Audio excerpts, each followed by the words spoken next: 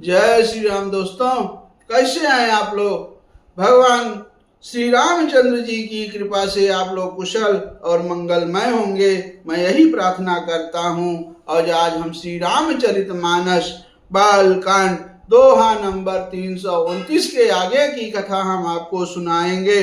कथा बहुत सुंदर चल रही है दोस्तों।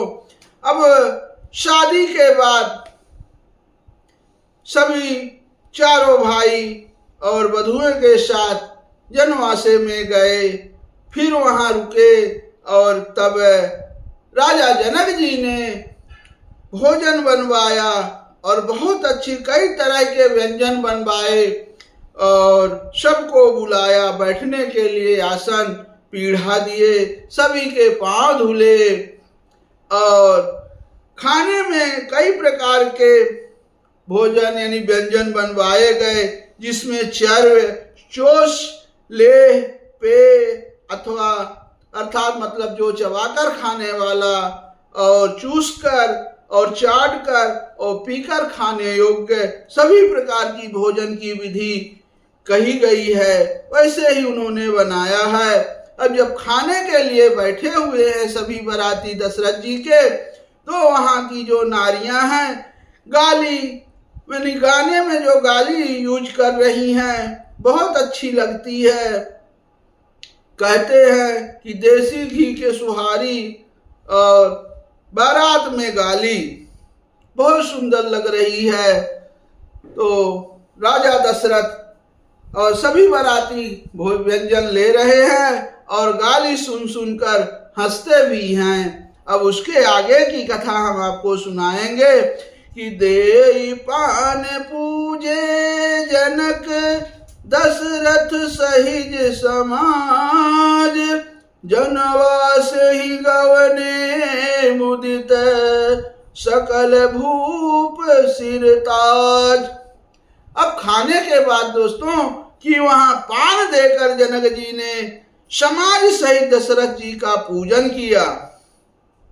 सब राजाओं के सिरमौर यानी चक्रवर्ती श्री दशरथ जी प्रसन्न होकर जनवासे को चले। अनीत नूतन मंगलपुर माही, निमिष सरिस दिन जामिनी जाही, बड़े भोर भूपत मन जागे, अजाचक गुण गण गावन लागे। अब जनकपुर में नित्य नए मंगल हो रहे हैं, दिन और रात पल के समान बीत जाते हैं। बड़े सवेरे राजाओं के मुकुटमणि दशरथ जी जागे और याचक उनके गुण समूह का गान करने लगे। ये देखी कुंवर बर बधुन समेता, अकिमि कही जात मोद मन जेता, प्रात किया करिगे गुर पाही, महा प्रमोद प्रेम मन माही। अब चारों कुंवर वर वधुन और सुंदर वधुओं से देखकर उनके मन में जितना आनंद है वह किस प्रकार कहा जा सकता है। वो प्रातः क्रिया करके गुरु वशिष्ठ जी के पास गए, उनके मन में महान आनंद और प्रेम भरा हुआ है।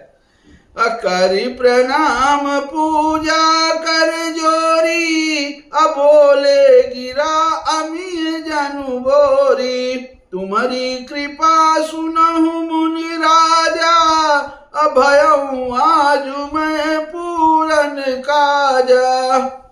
अब राजा ने जैसे गुरुदेव वशिष्ठ जी दिखे तो राजा जी ने उन्हें प्रणाम किया और पूजन करके फिर हाथ जोड़कर मानो अमृत में डुबोई हुई वाणी से बोले। क्या बोल रहे हैं सुनिए, बहुत सुंदर।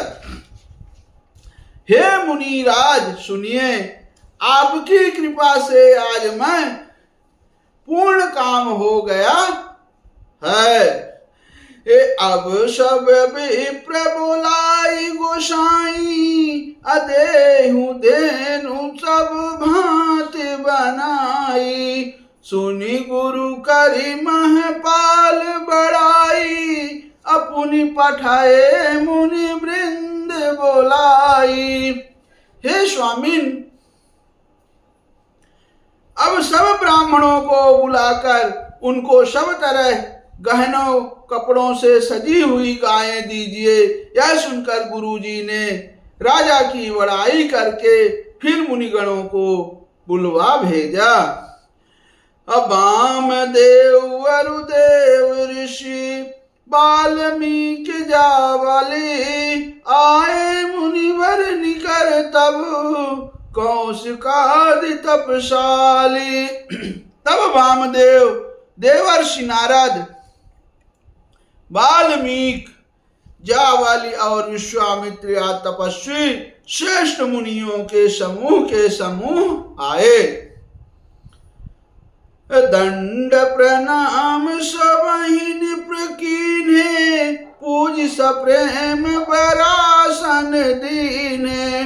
4 लक्ष बरुधेनु मगाई, अकाम सुरभि समशील सोहाई। अब राजा ने सबको दंडवत प्रणाम किया और प्रेम सहित पूजन करके उन्हें उत्तम आसन दिए। 4 लाख उत्तम गायें मंगवाई और जो कामधेनु के समान अच्छे स्वभाव वाली और सुहावनी थी। सब विधि सकल अलंकृत कीन्ही, मुदित महिप मही देवन दीनी। करत विनय बहु विधि नर नाहू, अलैहं आजु जग जीवन लाहू। अब उन सबको सब प्रकार से गहनों कपड़ों से सजाकर राजा ने प्रसन्न होकर भूदेव यानी ब्राह्मणों को दिया। अब राजा बहुत तरह से विनती कर रहे हैं कि जगत में मैंने आज ही जीने का लाभ पाया। अपाई असीस महिषुअनंदा, अलिये बोली पुनि जाचक वृंदा। कनक बसन मनियह गय संदनु, दिए बूझ रुचि रवि कुल नंदन। अब ब्राह्मणों से आशीर्वाद पाकर राजा आनंदित हुए। फिर राजकों के समूहों को बुलवा लिया और सबको उनकी रुचि पूछकर सोना, वस्त्र, मणि, घोड़ा, हाथी और रथ जिसने जो चाहा सो सूर्य कुल को आनंदित करने वाले दशरथ जी ने दिए। चले पढ़त गावत गुण गाथा, जय जय जय दिन कर कुल नाथा। यही विधि राम बियाहु छाहू, सकई न बरन सहस मुख जाहू। अब वे सब गुणानुवाद गाते और सूर्य कुल के स्वामी की जय हो जय हो जय हो कहते हुए चले। इस प्रकार श्री रामचंद्र जी के विवाह का उत्सव हुआ। जिन्हें सहस्त्र मुख है वे शेष जी भी उसका वर्णन नहीं कर सकते। बार बार कौशिक चरण सी सुनाई कह राव, यह सब सुख मुनिराज तब कृपा कटाक्ष पसाव। लखन सियावर रामचंद्र बजरंग बली, महादेव देव कौशल किशोर की जय। गोस्वामी तुलसीदास की जय। शारदा मैया जी की जय। जय जय सीताराम, जय जय सीताराम, जय जय सीताराम। ओम नमः पार्वती पतये, हर हर महादेव। जय श्री सीताराम। अब इसके आगे की कथा दोस्तों हम आपको अगले भाग में सुनाएंगे। तब तक के लिए आप सभी को मेरा जय श्री सीताराम।